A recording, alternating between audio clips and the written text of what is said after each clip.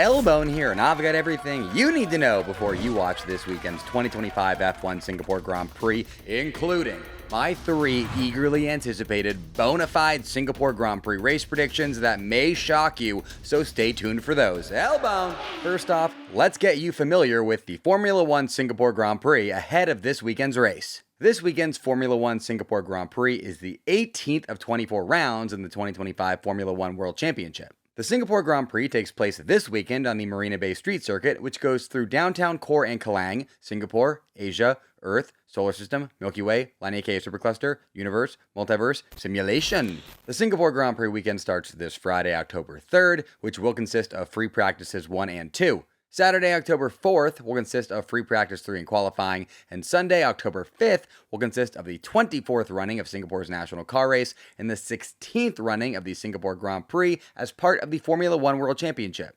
In case you aren't familiar with Singapore, let me fill you in. Singapore is a sovereign country consisting of 65 different islands that sit off the southern coast of the Malay Peninsula in maritime Southeast Asia. This means the Singapore Grand Prix is one of just 4 current Formula 1 Grand Prix to take place in an island country, with the other 3 being the Bahrain Grand Prix, British Grand Prix, and Japanese Grand Prix. Now, before you guys say anything, no, Australia is not an island. It is a continent. We've already figured this out, okay? So do not even try opening that can of worms again.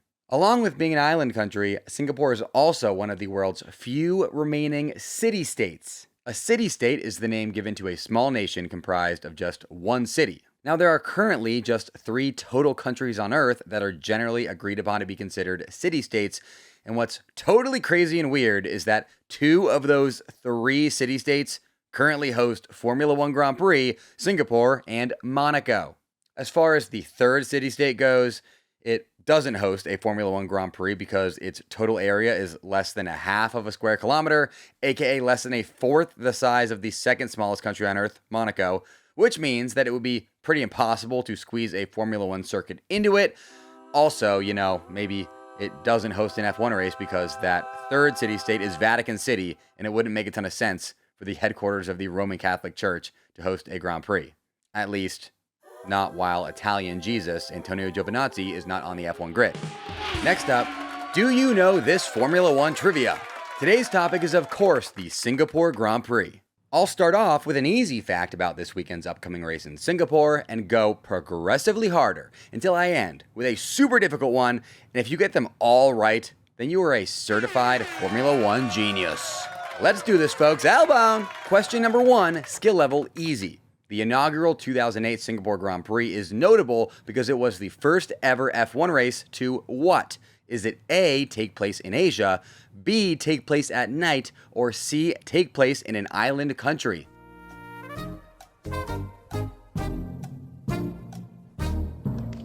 The answer is B, take place at night. Yes, the 2008 Singapore Grand Prix was the first ever F1 race to be held at night under the lights, a decision that was made due to a combination of factors, including a desire to race at night because it looks awesome, a desire to avoid Singapore's extreme daytime heat and humidity, and a desire for the race to be broadcast at a reasonable time for non-Asian F1 audiences. In case you're wondering, the first F1 race to take place in Asia was the 1976 Japanese Grand Prix, and the first F1 race to take place in an island country was, funny enough, the first ever F1 race, which took place in Great Britain.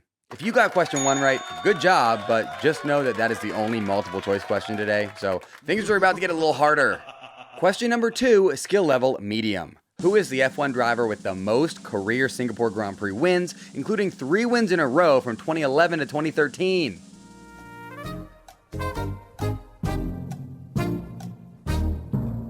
The answer is Sebastian Vettel, whose record 5 Singapore Grand Prix victories could be tied by Lewis Hamilton this weekend if Lewis goes full Chinese Grand Prix sprint race and finishes atop the podium in a Ferrari. Hey, okay, this season, anything is apparently possible based on all these wild podium finishes we've been seeing, so do not count Lewis out. More on that later. Question number 3, skill level hard. Who were the 2 Renault drivers at the time of the infamous Singapore Grand Prix Crashgate scandal?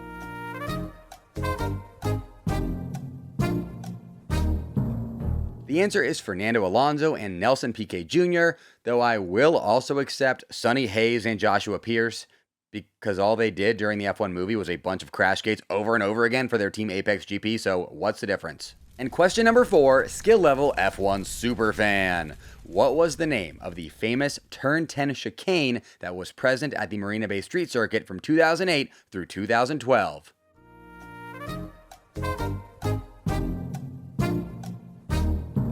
The answer is the Singapore Sling, which was a super narrow, super sudden left-right-left series with massive curbs that would launch your car into the air if you got offline and famously caused a number of retirements. All right, how many questions did you get right? Are you an F1 superfan? Let me know in the comments. Now let's move on to talking more about the Singapore Grand Prix circuit. The Marina Bay Street Circuit is 4.94 kilometers or 3.07 miles in length, and the Singapore Grand Prix will be contested over the course of 62 laps around its 19 turns. The Marina Bay Street Circuit is one of just 2 circuits in Formula 1 to feature 4 DRS activation zones, and it's the only circuit with 4 DRS activation zones and 3 DRS detection lines. This means DRS plays a huge role in the Singapore Grand Prix, which makes sense considering it's a narrow and winding street circuit, and thus overtaking without DRS is extremely difficult simply due to the lack of natural overtaking opportunities. The hardest circuit to drive in all of Formula 1 is the Singapore Grand Prix's Marina Bay Street Circuit, and here's why. The root cause of the Marina Bay Street Circuit's difficulty is Singapore's extreme heat and humidity. Just because the Singapore Grand Prix takes place at night does not mean it's a temperate drive. Singapore is situated in the heart of the tropics, just about 1 degree of latitude north of the equator, meaning it's hot and humid in Singapore no matter the time of day. So take the high ambient temperatures and humidity in Singapore and add on top of them the fact that drivers are covered head to toe in thick fireproof clothing and are also literally strapping themselves onto hot running car engines, and you can get an idea of just how insanely hot drivers are while out on track. But it's not just Singapore's heat and humidity that make the Marina Bay Street Circuit so difficult to drive, it's that paired with the Marina Bay Street Circuit's unique layout that essentially magnifies the effects of Singapore's extreme heat and humidity. The Marina Bay Street Circuit is a narrow street circuit with 19 mostly sharp, G-force heavy turns and little room for error. This means that driving a perfect lap in Singapore requires the utmost focus, feel, and attention to detail, all mental fortitudes very negatively affected by heat. You see, heat causes the body to send less blood to the brain in an effort to cool down the skin, meaning the hotter you get, the more mental fatigue you will experience, and when there's almost no room for error due to a ton of barriers all around you, you can see how having mental fatigue would be bad. What's wild is that the Marina Bay Street Circuit actually used to be even harder to drive than it is now up until 2023. The straight between turns 15 and 16 used to contain a bunch more turns that not only subjected drivers to additional G-forces per lap, but also gave them less time to rest per lap, as that meant one less straight, and drivers use straights to cool down via the increased airflow as well as rest their neck muscles that are all, oh my gosh, the G-forces. Real quick before I move on, if you could please take a couple seconds to toss this video a like, comment, and or some YouTube hype points, it would really help this video reach a lot more people and help Formula Bone grow. As extra incentive, I will respond to a bunch of comments left on this video, especially if you say that you left some hype points. And if you don't believe me, go comment and leave some hype points and see. L-Bomb! Alright, here are the F1 storylines you need to be following right now headed into this weekend's Singapore Grand Prix. Your first storyline, will Max Verstappen finally win the Singapore Grand Prix? Here's a crazy statistic for you. The Singapore Grand Prix is literally the only Grand Prix on the current Formula 1 calendar that Max Verstappen has never won. Crazy, right? Now, you might be thinking Max has a decent chance of finally breaking his Singapore curse this weekend, considering he's headed into Singapore on the back of back-to-back race wins, but as Lee Corso says, not so fast. Max's wins at Monza and Baku were at low downforce circuits, which have typically been Red Bull's bread and butter. How Max's updated Red Bull will perform at the higher downforce Marina Bay Street Circuit remains to be seen. Now, on the minus side, Max is accordingly expected by many to perform worse in Singapore than he did at Monza and Baku, but on the plus side, if Max can manage to win in Singapore despite the massive downforce difference between there and Monza and Baku, he has to be taken very seriously as a World Drivers' Championship contender, okay? Your second storyline, now will McLaren clinch the World Constructors' Championship? McLaren famously botched clinching the 2025 World Constructors' Championship in Baku, a fact that I famously predicted correctly because I'm a genius, or I got lucky or something, I don't know. However, Headed into Singapore, it's looking extremely likely that McLaren will leave the city-state as back-to-back World Constructors champions, considering the Papayas only need to score 13 points total this weekend in order to make it mathematically impossible for another team to overtake them in points by the end of the season.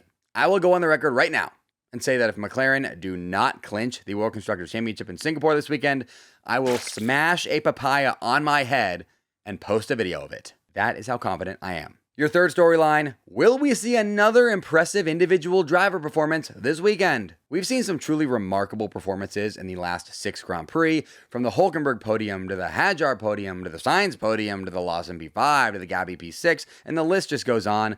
Formula 1 in 2025 is so incredibly balanced and fun, and I am getting super used to that, and I need another crazy result this weekend in Singapore. I need some humid Singapore air to breathe. Give it to me! Your fourth storyline, we are all thinking of you, Lewis Hamilton. Lewis's best friend Roscoe, a world-famous doggo and paddock favorite Grand Prix guest, tragically passed away earlier this week.